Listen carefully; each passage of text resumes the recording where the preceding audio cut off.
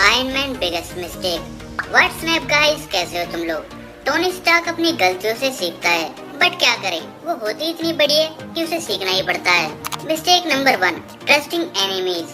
खैर ये तो हर एक सुपर हीरो की कॉमन मिस्टेक होती है।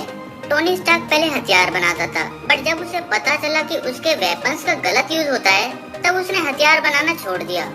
फिर टोनी ने एक गुफा के अंदर एक आर्क रिएक्टर और अपना पहला सूट बनाया। फिर उसके बाद टोनी ने ओबेडाय स्टेन पे भरोसा करा एंड स्टेन ने उसका आर्क रिएक्टर चुरा लिया एंड इस तरह वो उसका पहला एनिमी बना। Number 2, identity reveal. वैसे तो एमसीयू के अंदर हर एक एवेंजर की आइडेंटिटी पहले ही लोगों के आगे है और जिनमें से कुछ तो मास्क भी नहीं पहनते, बट टोनी स्टार्क ही सबसे पहला शख्स था जिसने पब्लिक में आके रिवील करा था कि वो आयरन मैन है। एंटोनी काफी ज्यादा फेमस है, तो उसके इस इंसिडेंट की वजह से आयरन मैन 3 में विलन्स ने उसके घर पे भी अटैक कर दिया था एंड तब वहाँ पे पेपर भी थी। तो अगर कोई सुपर हीरो अपनी आइडेंटिटी रिवील कर देता है तो ना ही उसे बल्कि उसके चाहने वालों को भी खतरा हो सकता है। एंड अगर टोनी पब्लिक में आके अपनी आइडेंटिटी रिवील नहीं करता तो कभी लोगों को पता ही नहीं पड़ता कि टोनी स्टार्क ही आयरन मैन है एंड टोनी स्टार्क सेफ रहता बट आयरन मैन नहीं। For example spiderman. Villain spiderman को टारगेट करते हैं, ना कि पीटर पार्कर को। Number 3, agree to Sokovia accords. Avenger 1 में हमने देखा था कि सभी एवेंजर्स को एक साथ मिलकर काम करने में काफी दिक्कत आ रही थी।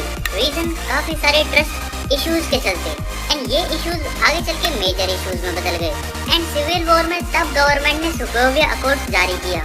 सोकोविया अकॉर्ड्स में बेसिकली सुपर हीरो को सरकार का चपरासी सरकार का कर्मचारी बनके काम करना था, जिस पे कैप्टन डिसएग्री करता है एंड टोनी एग्री करता है एंड जिसकी वजह से एवेंजर्स 2 टीमों में बढ़ जाते हैं और एवेंजर्स के ही बीच में सिविल वॉर हो जाती है।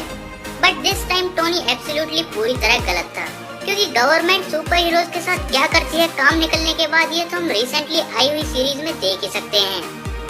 जब तक काम चल रहा है जब तक तुम हीरो हो, बस काम निकलने के बाद तुम किसी काम के नहीं, तुम जीरो हो फिर। तो ये भी टोनी की एक बहुत बड़ी मिस्टेक थी। Number 4, imperfect Ultron. जी हाँ, अल्ट्रॉन नहीं, imperfect Ultron.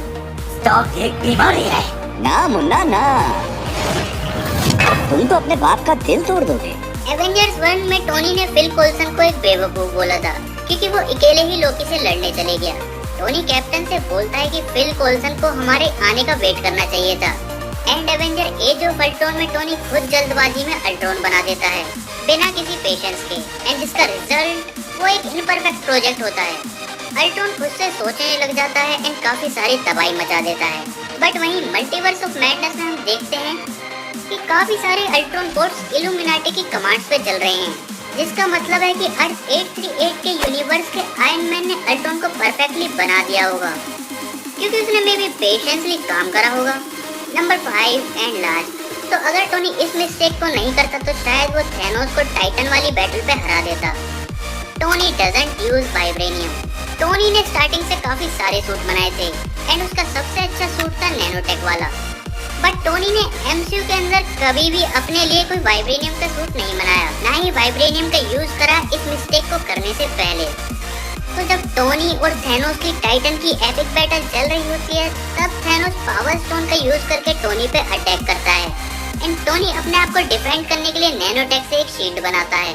But notice, power stone के यूज की वजह से टोनी के नैनो पार्टिकल्स खत्म हो रहे थे एंड एवेंजर एंड गेम में हम देखते हैं कि टोनी अपने आप को प्रोटेक्ट करने के लिए एक शील्ड ओपन करता है जो कि वाइब्रेनियम की होती है। तो अगर टोनी इन्फिनिटी वॉर में पहले ही वाइब्रेनियम को अपने आर्मर के अंदर इम्प्लीमेंट कर देता तो उसे अपने नैनो पार्टिकल्स खत्म नहीं करने पड़ते और मे बी इस चांस की वजह से वो थैनोस को हरा देता, क्योंकि एक सिंगल पॉसिबिलिटी भी काफी सारे चांसेस लेके आती है।